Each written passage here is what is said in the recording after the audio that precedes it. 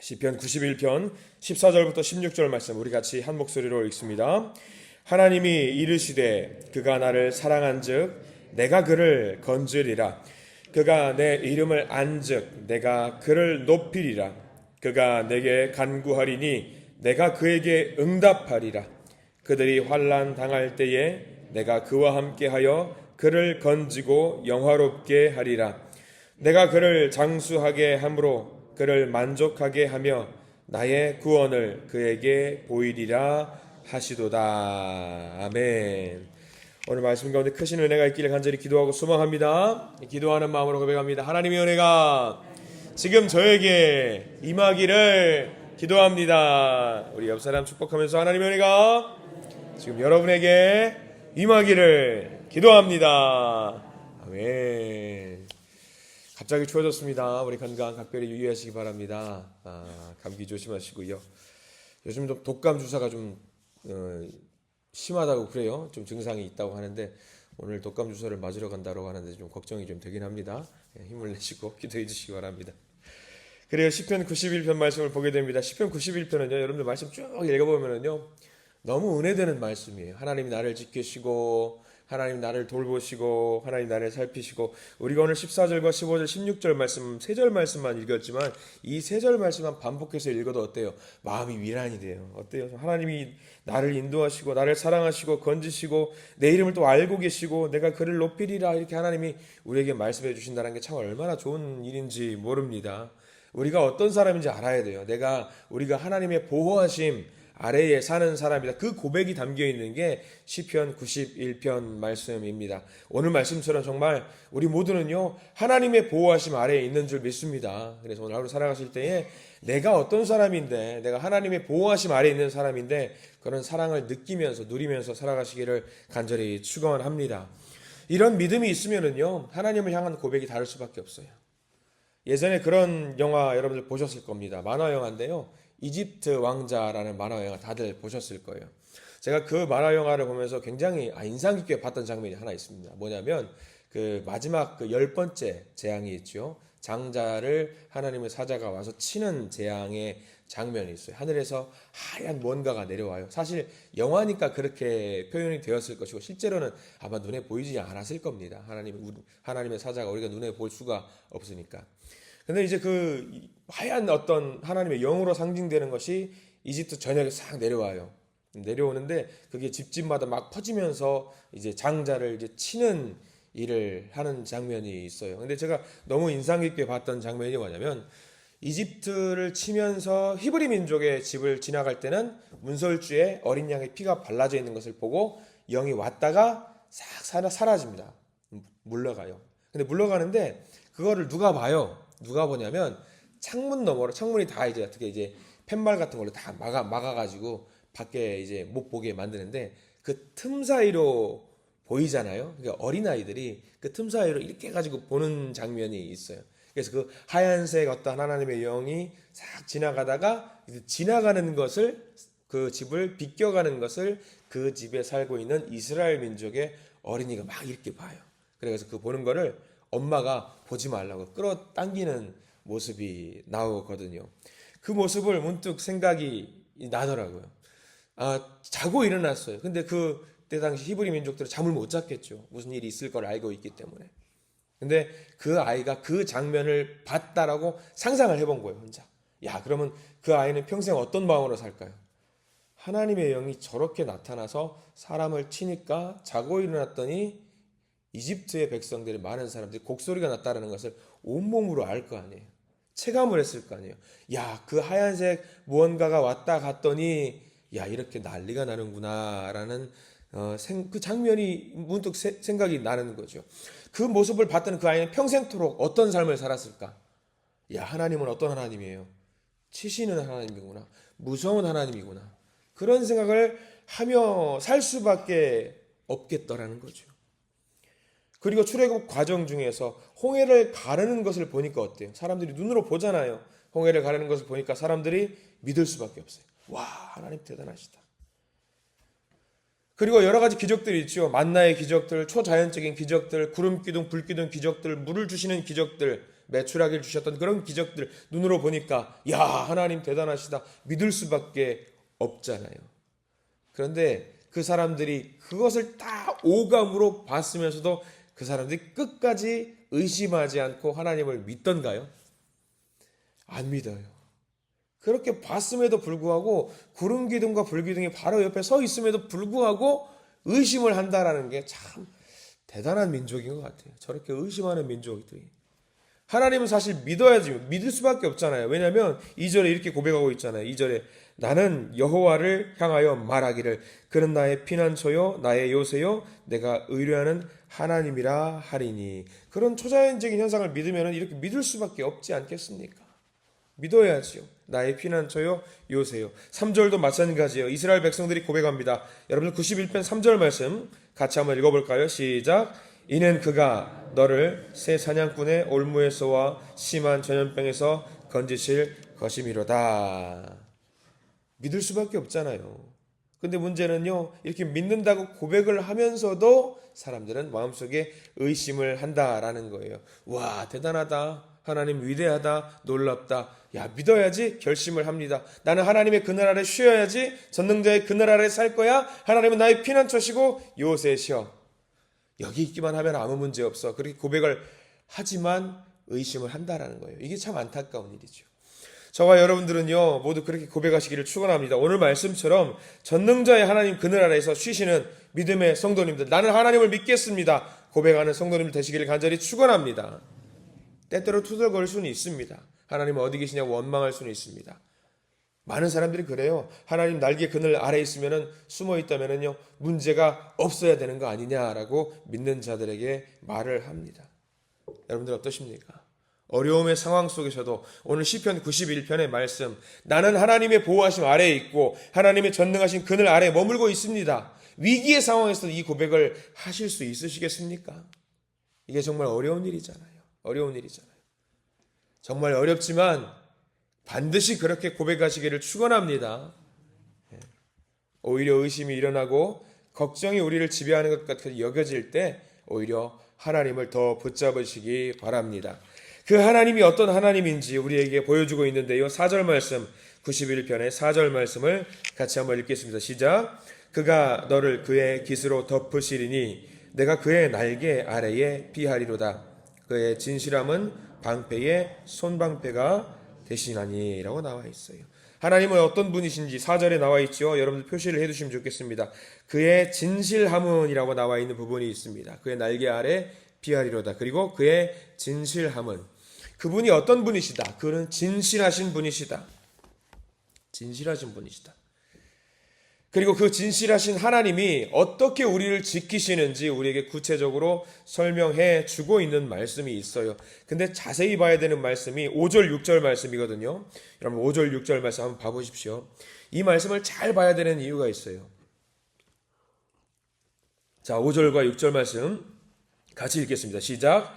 너는 밤에 찾아오는 공포와 낮에 날아드는 화살과 어두울 때 퍼지는 전염병과 밝을 때 닥쳐오는 재앙을 두려워하지 아니하리로다. 자, 이 말씀이 왜 중요하냐면 하나님은 진실하셔서 우리의 방패와 손방패가 되신다고 하셨어요. 방패와 손방패가 되셨기 때문에 신실하신 하나님이기 때문에 나를 지키고 있기 때문에 그 방패로 막아주고 계시기 때문에 나는 재난이 없어야 되는 게 맞잖아요. 하나님 나를 지키시고 있으시니까. 그런데 5절과 6절에는 뭐라고 이야기하고 있냐면 밤에 공포가 찾아온다 안 온다? 찾아와요. 그래도 찾아와요. 낮에 화살이 우리를 향해서 공격을 해 온다 안 온다? 온다라는 이야기예요. 어두울 때 전염병이 퍼진대요.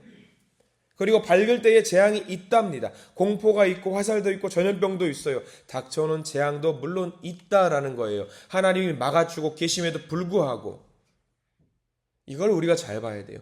세상 사람들은요, 하나님 믿으면 안 아파야 되는 거 아니냐. 근데 그게 아니라는 거예요. 오늘 말씀에서 하나님을 믿는 자에게도, 하나님을 신실하게 따르는 자에게도, 기적을 경험한 사람에게도 이런 고통들이 있을 수 있답니다. 근데 다만 두려워하지 말래요. 두려워하지 말래요. 6절 보십시오. 여러분들 6절 말씀 제일 끝에 재앙을 두려워하지 아니하리로다. 여기에 표시를 반드시 해두셔요. 그런 재앙이 있다 할지라도 우리가 두려워할 필요가 없답니다. 이거를 우리가 기억을 해야 돼요. 재앙이 있어요. 아픔이 있어요.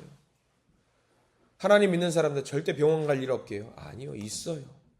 그런데 두려워할 필요가 없는 이유, 이 재앙을 걱정할 필요가 없는 이유, 11절까지 한번 뛰어가 보겠습니다. 11절 말씀, 여기도 다 밑줄을 그어두시기 바랍니다. 11절 시작. 그가 너를 위하여 그의 천사들을 명령하사 내 모든 길에서 너를 지키게 하심이라. 아멘. 어려움이 있다 할지라도 그가 너를 위하여 천사들을 명령하사 내 모든 길에서 너를 지키게 하심이라. 예수님 보세요. 예수님도 시험이 없었습니까? 하나님의 아들인데 고통이 없었습니까? 있으셨어요. 근데 하나님께서 명령하셔서 천사들을 통해서 지키게 만들어 주셨습니다. 마치 12절 말씀을 보면은요, 12절 말씀을 보면은 예수님께서 광야 가운데 시험 당하신 장면 같은 장면이 나와요. 12절 말씀 한번 같이 읽어보겠습니다. 시작. 그들이 그들의 손으로 너를 붙들어 발이 돌에 부딪히지 아니하게 하리로다. 마귀들이 시험하잖아요. 네가 이 성전에서 뛰어내려봐라. 그러면 천사들이 너를 잡아줄지 모르니까 뛰어봐라 라고 이야기를 하죠. 마치 그 장면이 생각납니다. 예수님도요, 하나님의 아들도요, 시험이 있었어요. 고통이 있었어요. 아픔도 있었어요. 다만 그 고통 가운데 그 시험 때 마귀가 물러나고 나니까 누가 수종 들었다고 나와 있죠. 성경에 천사들이 나와서 수종 들었다고 나와 있어요. 지키시는 거예요, 하나님이. 고통이 있지만, 아픔이 있지만 지키신다라는 말씀을 오늘 91편 말씀을 하는 거지요.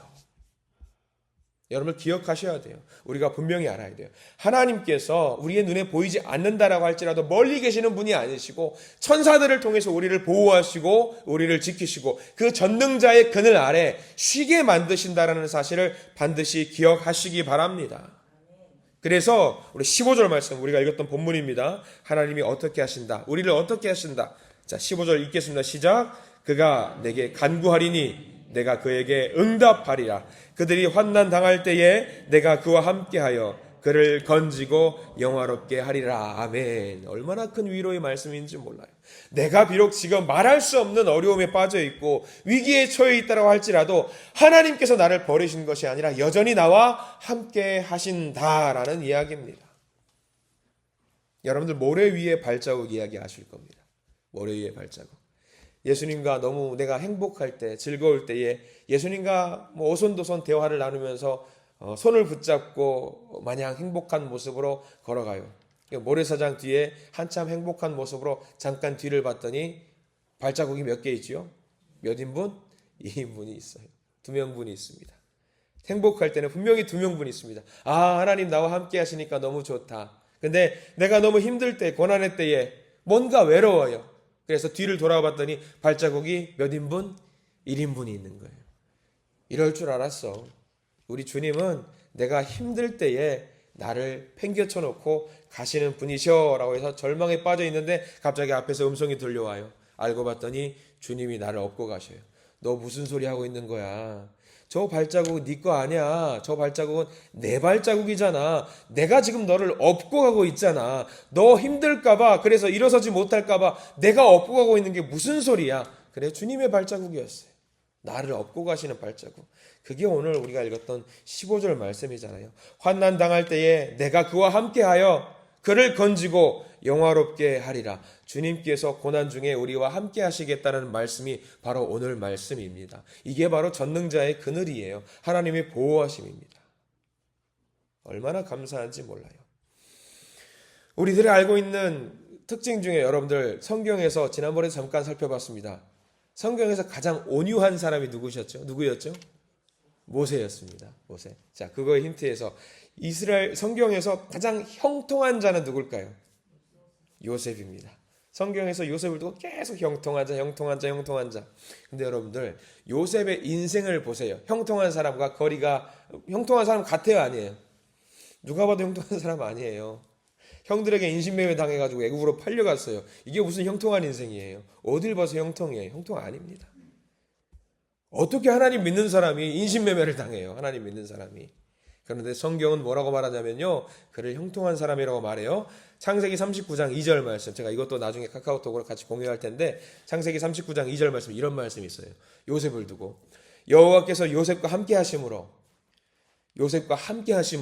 그가 형통한 자가 되어 그의 주인 애굽 사람의 집에 있으니. 형통한 자가 되어서. 자, 요셉이 억울하게 강간 미수범으로 또 몰려요. 그게 뭐가 형통한 자예요? 감옥에 갇혀요. 말이 안 되죠. 얼마나 비참해요. 감옥 가 있잖아요. 근데 형통한 자라고 그래요. 마찬가지로 창세기 39장 23절 이런 말씀이 있어요. 간수장은 그의 손에 맡긴 것을 무엇이든지 살펴보지 아니하였으니 이는 여호와께서 요셉과 함께 하심이라. 여호와께서 그를 범사에 형통하게 하셨더라. 자, 이 요셉이 형통한 이유에 대해서 이 두 구절에서 나와 있거든요. 왜 형통한지 아시겠죠? 하나님과 뭐 했기 때문에? 함께 했기 때문에. 형통한 자는요, 아픔이 없는 게 아니라, 고통이 없는 게 아니라 누구와 함께 하는 게 형통입니까? 하나님과 동행하는 거, 하나님과 함께 하는 게 형통이에요.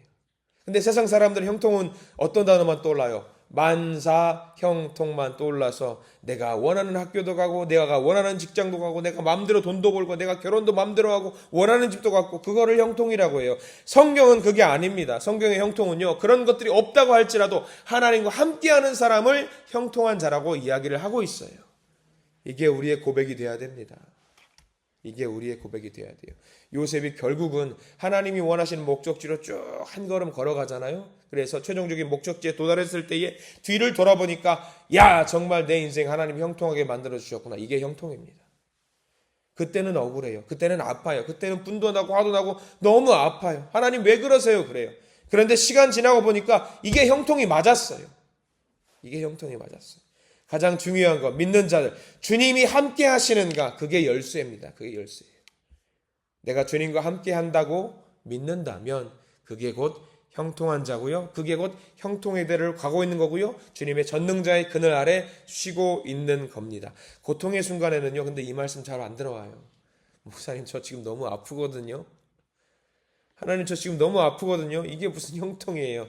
그래서 휘청거리게 되죠. 여러분들 눈앞에 처한 상황에만 너무 매여 있지 마시고요. 오히려 우리를 건지시고 높이시고 잡아주시고 그 기도에 응답하시고 함께 하시는 하나님을 바라보시기를 축원합니다. 설교 시간에 한번 나눴던 사람의 이야기를 함께 한 번 더 나누고 말씀을 정리하려고 해요. 짐 엘리엇이라고 하는 선교사 이야기 아실 겁니다. 미국의 명문 휘튼 대학교 수석 졸업자예요. 선교사를 자처해가지고 에콰도르에 있는 그 미개인들, 부족 국가를 선교차 갑니다. 마음을 먹고 있는 4명의 친구들과 5명이 아우카 부족이라는 그 부족에게 선교를 하러 가요. 근데 아우카 부족은요, 호전적인 사람들이라 외부 사람들을 모조리 다 죽여요. 칼로 창으로 다 죽입니다. 알고 있었습니다. 그러나 복음을 전해야 되겠기에 그들에게 이 짐 엘리엇 선교사가 가요. 1956년 1월 8일 날 갔는데 5명의 선교사들은 모두 창에 찔려서 죽임을 당했지요. 미국 전역의 충격적인 사건이었습니다. 20대 중반의 어떤 패기 넘치는 청년들이 이렇게 죽어가는 게 맞냐? 하나님이 보호하시는 게 맞냐? 하나님이 보호하신다면 이들이 이렇게 죽어가는 게 맞냐? 이게 형통의 대로냐? 다들 아니라고 이야기를 하고요. 어떤 잡지에서는 이 얼마나 불필요한 낭비냐라고 이야기를 해요. 그런데 이 기사를 보고 죽었던 짐 엘리엇의 아내였던 엘리자베스 엘리엇이 반문을 제기합니다. 이거 낭비 아닙니다. 이거는 형통의 대로가 맞습니다. 남편은 이 일을 위해서 온 생을 다 준비했습니다. 여러분들 아시다시피 이 짐 엘리엇과 4명의 친구들은요, 수중에 뭐가 있었냐면 총이 있었어요. 방어를 할 수 있었어요. 창과 칼을 들고 있는 그 아우카 부족을 향해 총을 쏠 수 있었지만 그것을 사용하지 않고 그들이 내미는 무기에 당하고 죽을 수밖에 없었습니다. 안타까운 일이었지요. 그런데 더 안타까운 일은 이 짐 엘리엇 선교사의 부인이 자기도 선교사를 자처해가지고 아우카 부족을 또 갑니다. 죽으러 갑니다. 그런데 이 아우카 부족은 그 여인을 죽이지 않고 받아들여줍니다. 근데 알고 봤더니 자기들이 죽였던 그 5명의 부인인 겁니다. 하나님이 무슨 뜻이 있을까? 아우카 부족이 놀라서 물어봅니다. 당신은 도대체 뭐 하는 사람인데, 그리고 당신 남편과 친구들은 뭐 하는 사람인데 죽을 줄 알면서 왜 우리에게 옵니까? 아무 말 하지 않고 묵묵히 그 여자 엘리자베스는 그 부족을 섬기고 봉사하고 도와요. 마침내 이 아우카 부족이 이들의 헌신으로 말미암아서 예수님을 영접하게 돼요. 그때는 고통이었어요. 아픔이었어요. 야, 이게 하나님이 섭리하는 게 맞나? 우리를 돌보시는 게 맞나? 그랬어요. 그러나 예수님을 모두가 영접하게 됩니다. 그리고 아우카 부족은 5명의 선교사를 살해했던 장본인 키몬이라는 남자는 그 부족 최초의 목사님이 됩니다. 그리고 또 다른 살해자였던 만카이라는 사람은 이 부족 교회, 이 아우카 부족의 장로가 됩니다. 누가 봐도 이 선교사 5명의 죽음은 헛된 죽음이 아니라 낭비가 아니었습니다. 그 과정이 힘들었지만 그 과정은 형통의 대로였고 하나님의 인도하심에 있었다라는 사실이에요. 우리가 때로는요, 이해가 안 되고 고난이 오고 설명할 수 없는 재앙을 경험하게 되지만요, 하나님의 보호하심이 없어서 그런 것이 아니에요. 여러분, 오늘 시편 91편 말씀을 통해서 반드시 깨달으시기를 바랍니다. 우리는요, 단 한순간도 전능자 하나님의 그늘 아래 나가 있었던 적이 없어요. 늘 우리를 돌보시는 하나님의 그늘 아래 있었다는 사실을 반드시 기억하시기 바랍니다. 오히려 위기의 때에 이렇게 기도하십시오. 주님, 제가 전능자의 그늘 아래 여전히 머물고 있음을 알고 있습니다. 근데 이 그늘 아래서 얼마나 행복한데 잠깐 한눈을 팔았던 것 같습니다. 정신 차리고 회개하오니 주님과 동행하는 삶을 살게 해 주시옵소서. 이런 기도를 하나님께 올리시고 응답받으시는 시간들 되시기를 바랍니다. 가장 중요한 것은요, 항상 어디서나 하나님의 보호하심 아래, 전능하신 하나님의 그늘 아래 주님과 동행하게 해달라고 기도하시기 바랍니다. 24시간 주님 바라보고 주님과 동행하는 삶을 살게 해달라고 기도하시고 응답받으시는 복된 하루 되기를 간절히 축원합니다. 기도하겠습니다. 주님, 우리에게 믿음을 주시고 기도할 수 있는 자리와 시간과 여건을 주셔서 감사합니다. 이 말씀이 하나도 떨어지지 않고 나의 고백이 되게 하시고 너의 고백이 되게 하시고 또 우리의 고백이 되는 놀라운 일들이 우리 가운데 펼쳐지게 해 주시옵소서. 주님, 우리는 늘 하나님의 돌보심 속에 있었음을 알고 있습니다. 한순간도 주님은 우리를 놓치지 않으셨습니다. 우리가 그것을 알고 인지하고, 그래서 우리를 두렵게 하는 그 모든 것들을 털어낼 수 있는 우리가 되게 해 주시옵소서. 염려하게 하는 모든 것들을 예수 그리스도 이름으로 떨쳐낼 수 있게 해 주시옵소서. 우리를 보호하시는 하나님을 찬양하며 승리하는 역전의 은혜를 허락해 주시옵소서. 예수 그리스도 이름으로 간절히 기도드립니다. 아멘.